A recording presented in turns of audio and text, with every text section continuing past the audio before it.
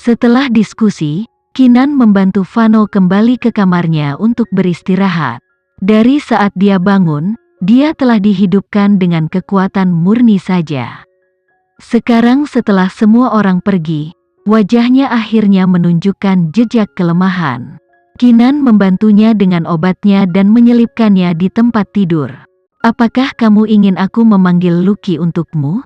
Vano menarik tangannya dan berkata sambil tersenyum, "Tidak perlu, selama kamu bersamaku, aku nyaman." "Oke." Yang mengejutkannya, Kinan setuju. "Biar aku mandi dulu, aku akan bergabung denganmu," sembur Vano tanpa banyak berpikir. Kemudian, dia mulai memerah karena kata-katanya yang salah. Kinan menatapnya dengan rasa ingin tahu. Matanya yang jernih sepertinya berkata, "Bergabung denganku? Apa kamu mau mati?" Vano terbatuk canggung dan buru-buru mundur. "Maksudku, aku juga akan mandi setelah kamu selesai. Kamu sebaiknya istirahat atau aku khawatir kamu akan pingsan di sana," kata Kinan sebelum berbalik untuk memasuki kamar mandi. Vano tidak bisa menahan diri untuk tidak tertawa setelah melihatnya tidak nyaman. Dia benar-benar putus asa dalam situasi intim seperti ini, tetapi Vano menganggap itu sangat lucu. Dia merasa diberkati bahwa dia diberi kesempatan kedua untuk bertemu dengannya lagi, mencoba hubungan mereka untuk kedua kalinya. Alhamdulillah keduanya selamat. Dia akan selamanya bersyukur bahwa dialah yang terluka dalam ledakan itu dan bukan dia. Memikirkan hal ini, Vano secara alami menghubungkan kecelakaan itu dengan David dan keluarga Alvarendra. Kebencian dan kebencian berkelebat di balik matanya.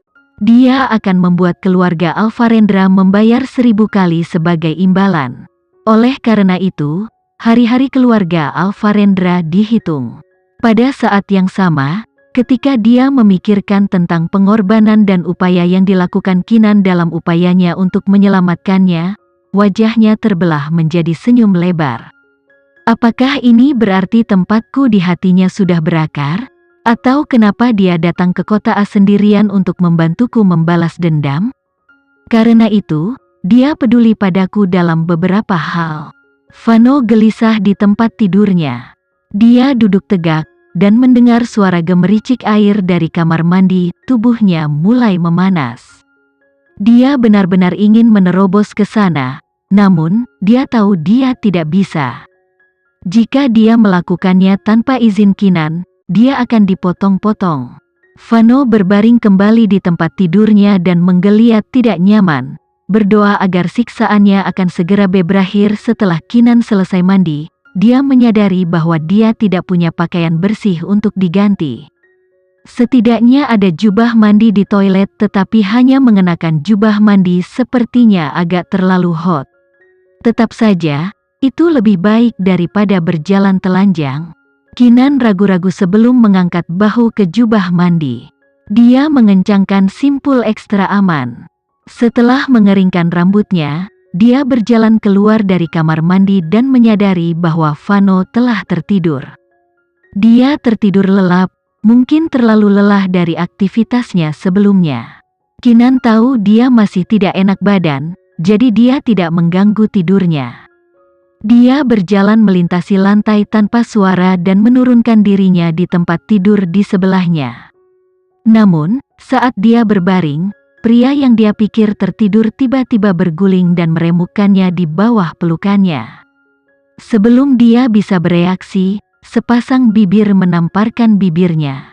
Kinan membelalakkan matanya karena terkejut dan dia menatap tepat ke mata Vano yang sama sekali tidak mengantuk.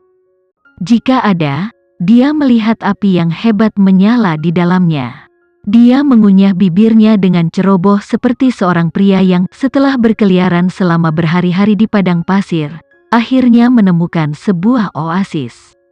Ini adalah pertama kalinya Vano menyerah sepenuhnya pada naluri binatangnya. Itu pasti mengejutkan Kinan. Namun, kali ini, tidak seperti sebelumnya. Dia tidak menarik diri tetapi menutup tinjunya dan perlahan membuka matanya. Merasakan izinnya, api di mata Vano menyala lebih terang. dia bisa merasakan tatapan tajam pria itu di kulitnya.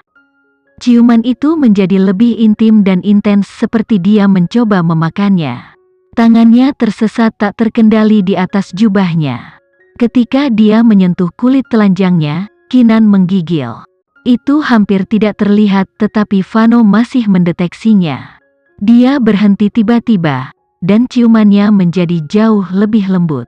Namun, itu tidak mengurangi kemesraan saat itu. Jika ada, udara di ruangan itu tampaknya menjadi lebih berat, perasaan lengket menekan mereka, ketegangan hubungan itu membentang di seluruh ruangan. Otak Kinan seperti kotoran yang lengket, dan dia hampir tidak bisa mengumpulkan energi untuk menggerakkan tubuhnya. Tepat ketika Kinan berpikir dia mungkin akan melangkah lebih jauh, dia berhenti. Kemudian lagi, bahkan jika dia tidak melakukannya, dia akan menghentikannya karena tubuhnya mungkin tidak dapat menahan tekanan. Vano berguling darinya dan masih terengah-engah ketika dia berkata, "Aku akan melepaskanmu kali ini, tetapi ketika hal ini berakhir, kita akan menikah." Dia tidak ingin merusak segalanya sebelum malam pernikahan yang sakral. Dia akan memberinya malam yang tidak akan pernah dia lupakan. Namun, gagasan pernikahan tidak terlintas di benak Kinan. Sekarang dia membicarakannya, dia akan memikirkannya. Menerima atau tidak adalah diskusi untuk hari lain. Kita bisa membicarakannya nanti, aku mengantuk.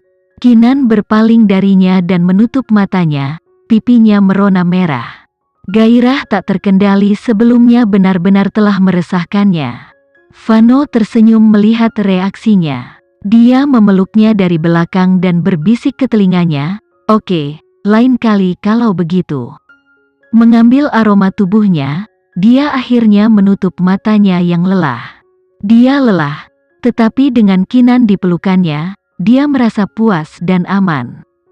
Di masa depan, dia berjanji dia tidak akan pernah meninggalkannya lagi, dan dia tidak akan membuatnya khawatir tentang dia. Malam itu, mereka berdua tidur paling nyenyak sejak ledakan. Dengan Vano aman di sampingnya, kekhawatiran Kinan akhirnya mencair. Yang tersisa hanyalah balas dendam terhadap keluarga Alvarendra. Kinan memikirkan rencana yang sudah dia rumuskan. Keesokan harinya, mereka kembali mendiskusikan apa yang harus dilakukan selanjutnya. "Apa rencanamu selanjutnya?" Vano bertanya padanya dengan sedikit senyuman. Dia suka melihat Kinan bekerja dengan pikirannya. Itu memamerkan kecemerlangan dan kemandiriannya, seperti seorang ratu yang mendikte negaranya. Kelompok Jesse pun penasaran dengan rencananya. Kinan tersenyum ringan. Tentu saja, untuk mengajukan tuntutan terhadap Chelsea. Jesse terkejut. "Tapi bukankah kamu mengatakan untuk membiarkannya untuk saat ini? Dia adalah pembuka kita untuk menyerang keluarga Alvarendra, jadi bagaimana kita bisa membiarkannya begitu saja?" "Tapi kemarin, Sam juga bingung," Kinan menjelaskan, "itu karena, pada akhirnya, kita tidak akan dapat mengajukan tuntutan nyata apapun terhadapnya. Namun, ini tidak berarti bahwa kami mengabaikannya sepenuhnya. Hanya dengan menargetkannya, keluarga Gustama akan, keluarga Dharmawangsa, dan kemarahan presiden terhadap keluarga Alvarendra semakin besar." Vano tidak bisa menahan senyum. "Apa kamu berencana menjadikan keluarga Alvarendra sebagai musuh publik?" Kinan mengangguk. Keluarga Dirgantara sendiri mungkin tidak dapat melakukan apapun terhadap keluarga Alvarendra, tetapi jika digabungkan dengan kekuatan keluarga Dharmawangsa, keluarga Gustama, dan presiden, mari kita lihat apakah keluarga Alvarendra dapat menggeliat keluar dari yang satu ini. "Kinan, itu brilian," Jesse memandangnya dengan kagum. "Aku mengerti maksudmu sekarang, kamu mengejar mereka dengan pisau pinjaman." Kinan mengangguk sambil tersenyum. "Benar." Karen tersenyum. "Keluarga Alvarendra pasti tidak menyadari bahwa mereka telah memberimu amunisi yang tepat ketika mereka berkomplot melawan hidupmu." Sam mulai tertawa. "Hanya kamu yang bisa memanfaatkan semuanya dengan sempurna." Jika keluarga Alvarendra tahu apa yang kamu rencanakan untuk mereka, mereka akan muntah darah karena penyesalan. Sekian dulu ya video kali ini, kita lanjutkan lagi videonya di lain waktu. Oh iya, bagaimana menurut kalian?